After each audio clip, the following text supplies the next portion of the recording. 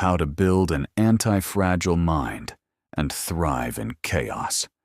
From English with Dharma. Welcome.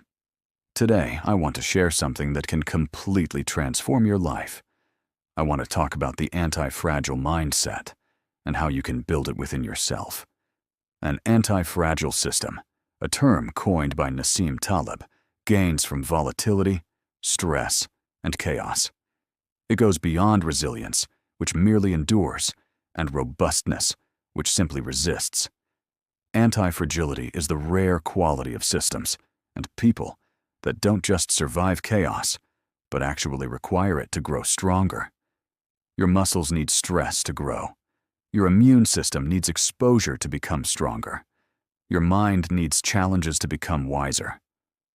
Think of it this way. Fragile things break under stress. A wine glass shatters when dropped. Robust things withstand stress. A rubber tire dropped on the floor, and it's fine.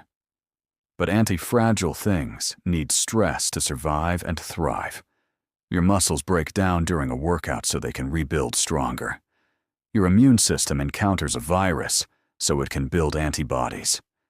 If resilience is the rock that endures the storm, anti-fragility is the fire that uses strong winds to burn even brighter.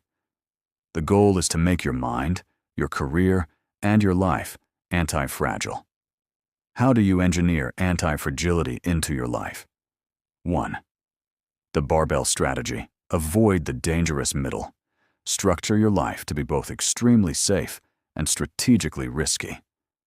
Implementation of the barbell strategy. Spend 90% of your time and energy in a stable, secure base. Your job, your savings, your health. Use the remaining 10% for high-upside optionality experiments, a side project, a bold idea, learning a new skill. This way, you are protected from ruin, yet open to life-changing opportunities. Here is a story of Eden and how he implements barbell strategy to transform his life. Eden was 29 years old. He worked as a civil servant in a small town. His job was stable. The salary came every month. His parents were proud of him. But deep inside, Eden had a bigger dream. He wanted to build something of his own. But he didn't want to quit his job recklessly. He understood something important. Security first, then strategic risk.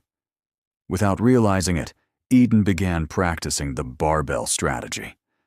The safe side, 90%. Eden protected his foundation carefully. He never missed work. He built an emergency fund equal to 1 year of expenses. He avoided unnecessary debt. He invested most of his money in low-risk index funds. He maintained his health by exercising 3 times a week. His life was stable. Even if something failed, he would not collapse. That was the left side of the barbell, protection. The risk side, 10%. But every night after dinner, Eden worked on something different. He started a small YouTube channel teaching English and personal growth. At first, only 12 views. Then 30 views. Then 100. Most people would feel embarrassed and stop.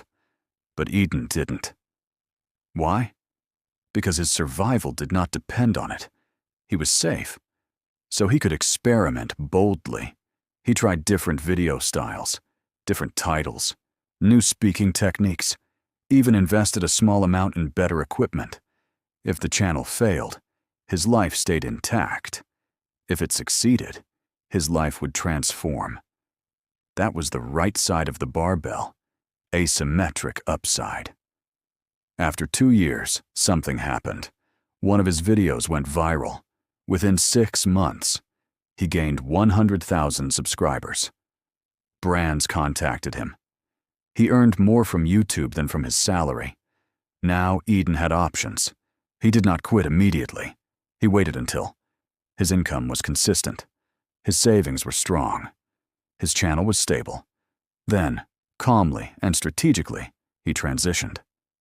No panic, no drama. no financial chaos. What made Eden different? Eden did not gamble his life. He did not quit his job suddenly, borrow money to chase a dream, risk everything for excitement. He protected the downside and exposed himself to the upside.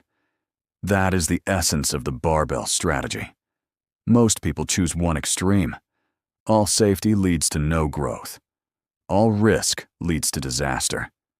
Eden chose both: stable income, unstable ambition, safe foundation, bold experiments. That is how ordinary people build extraordinary futures. 2. Inversion. Inversion is about flipping the problem and seeing it from the opposite direction. Start by thinking backward. Instead of asking, "How do I succeed?" ask, "How could I fail?" Have you ever felt stuck? Asking yourself, "How do I succeed? How do I grow faster? How do I become more successful?" This is the story of Paul and how he felt exactly the same. He was 35 years old, stable job, small side business, married, one child. From the outside, everything looked fine. But inside, Paul was anxious. The more he chased success, the more confused he became. Until one day, he discovered a simple idea that changed his life. Not a new strategy for winning, but a strategy for avoiding failure. It's called inversion. Instead of asking, "How do I succeed?" Paul asked, "How could I completely ruin my life?" It sounds negative, but that question changed everything. Paul sat down with a notebook and wrote, "How could my career fail?" His answers were honest. Arrive late, stop learning, complain all the time, avoid responsibility, damage relationships at work.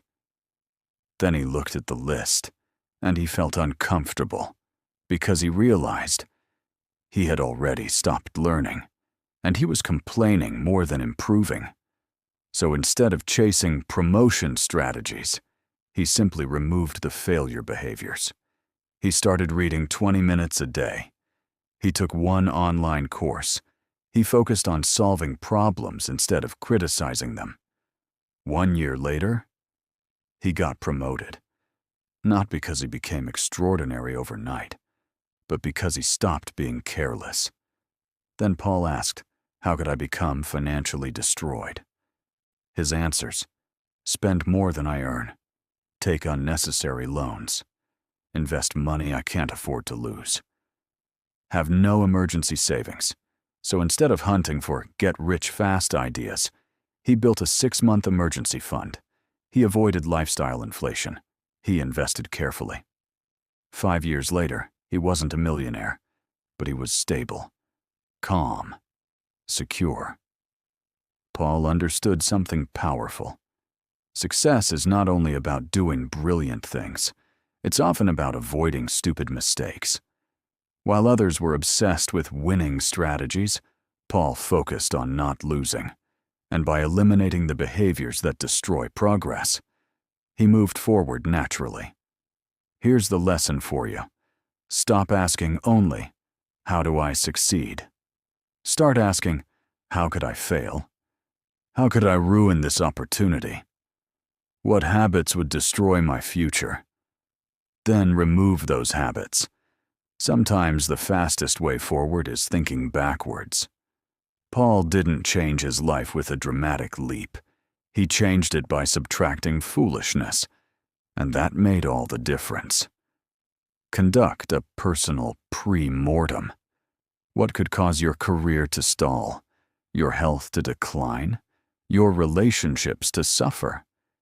By systematically identifying and avoiding these pitfalls, you build a strong foundation that prevents fragility.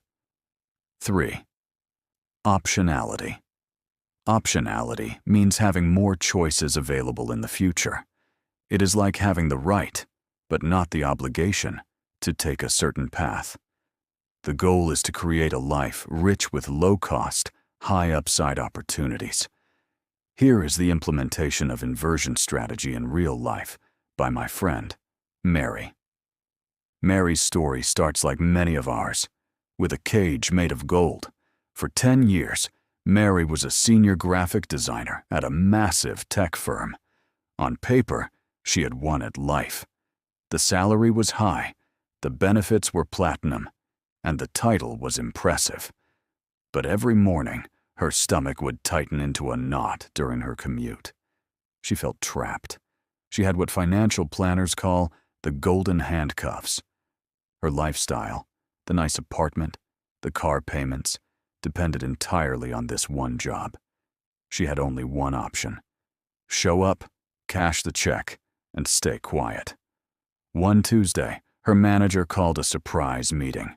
The company was restructuring. Her position was eliminated. In 20 minutes, Mary went from a 6-figure salary to 0. She spent the next 3 months in a panic, firing off resumes into a black hole. She felt powerless. She was a victim of the system. Then, one night, she couldn't sleep. She asked herself why she was stuck in the system. Her answer was immediate: relying on a single source of income. She realized her entire strategy had been to build a career. She needed to switch to building optionality. Optionality isn't just about having a backup plan. It's about having a portfolio of choices so that no single person or event can dictate your future. So, Mary started a new strategy in her career. She looked at her skills not as a job description, but as a toolkit. Instead of selling 40 hours a week to one boss, she started selling her expertise in chunks. She opened a profile on a freelance platform. The goal wasn't to get rich. The goal was to get one client. Just one. That was her first piece of optionality. She realized she knew things that others didn't. How to design presentations that sell. How to manage difficult stakeholders. She started a simple YouTube channel and a newsletter, not to be famous, but to document her journey. This was her second piece of optionality. For years, she was afraid of looking stupid by trying something new. So, she started doing small, scary things weekly. She pitched an idea to a magazine. She applied to speak at a local conference. Most said no, but one said yes. 6 months later, the company that fired her called. They were in chaos and needed a consultant. They offered her 3 times her daily rate to come back and fix the problems she used to complain about. She took the call, but this time it was different. She wasn't desperate. She looked at her options. Take the high-paying consulting gig for 3 months. Focus on her growing freelance client base, or double down on her online content, which was now making a small income. Because she had built optionality, she could now choose based on what she wanted, not what she needed. She took the consulting gig, used the money to fund her online business, and finally quit the corporate world for good. Mary realized that security isn't a job, it's optionality. The problem is always the same, having only one way out. Start building your other doors today. Not because you need to leave, but because the power to choose is the only freedom that matters.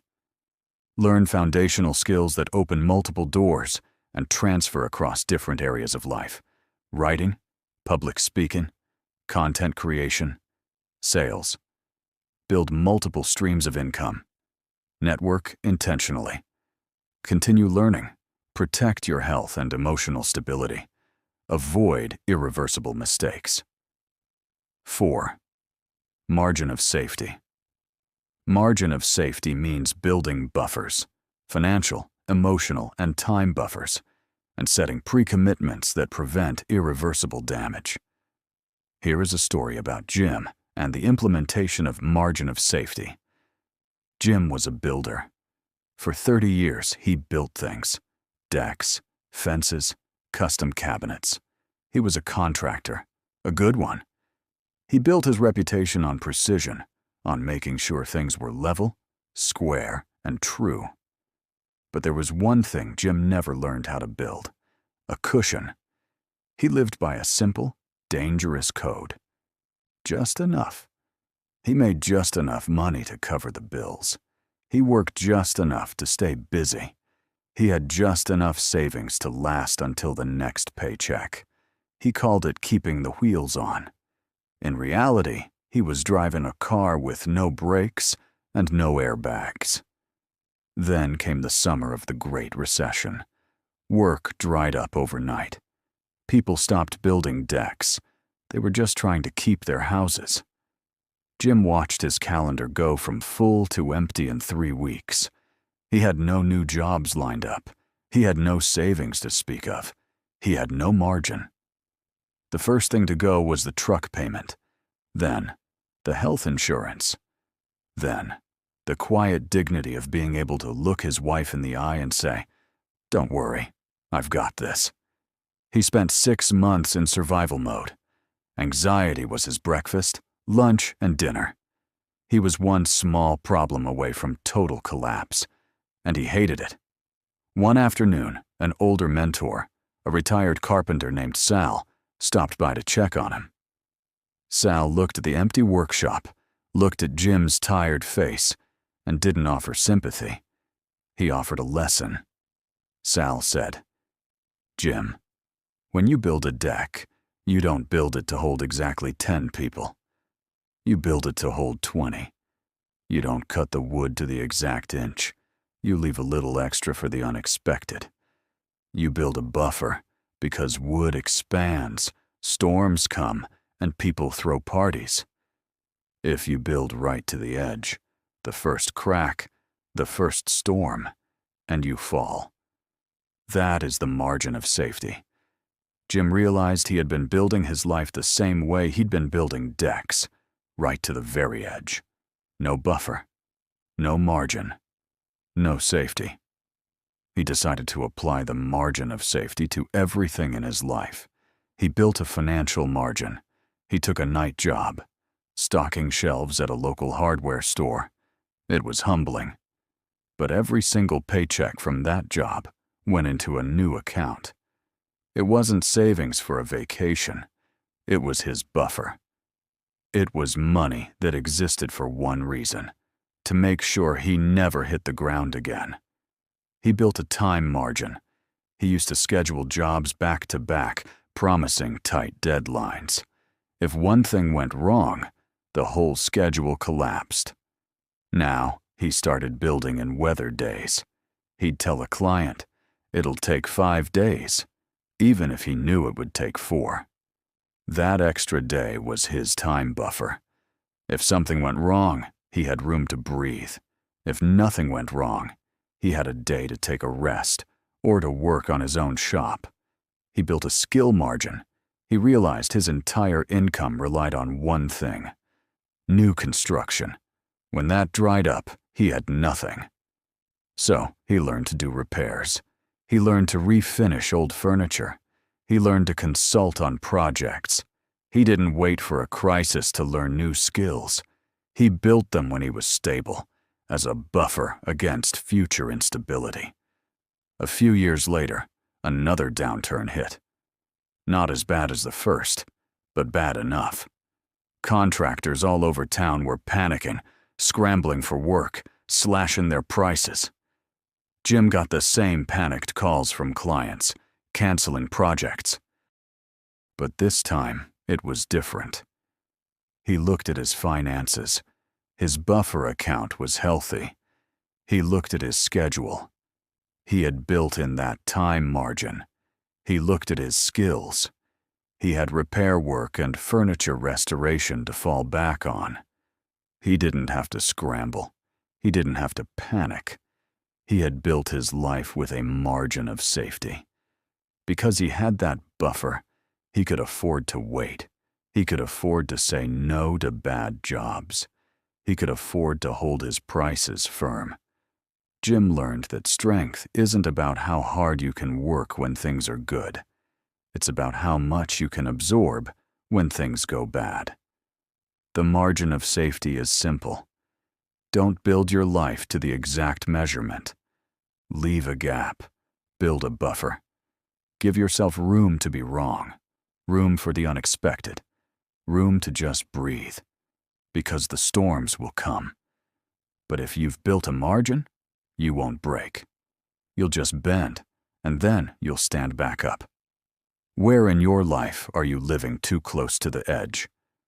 Build your margin today. Maintain an emergency fund covering 6 to 12 months of expenses. Set a strict rule. Never invest more than 5% to 10% of your net worth in one speculative idea. Arrive early. Plan ahead. Allow extra time for unexpected delays. Small buffers protect you from big disasters. Antifragility is not just a theory, it is a daily practice. You build it by voluntarily introducing small doses of stress and learning from them every single day. Embrace volatility, learn from shocks, and watch as you no longer merely endure chaos, but begin to need it, use it, and grow stronger because of it. This is where we, at English with Dharma, come in. This channel is not just about learning English speaking and pronunciation. It is about learning to think clearly, act boldly, and grow into a better human being every single day. If this video inspires you, make sure to like, share, and subscribe. Your simple click encourages us to create more powerful and life-changing content for you. Thank you. And always remember, you are the master of your own destiny.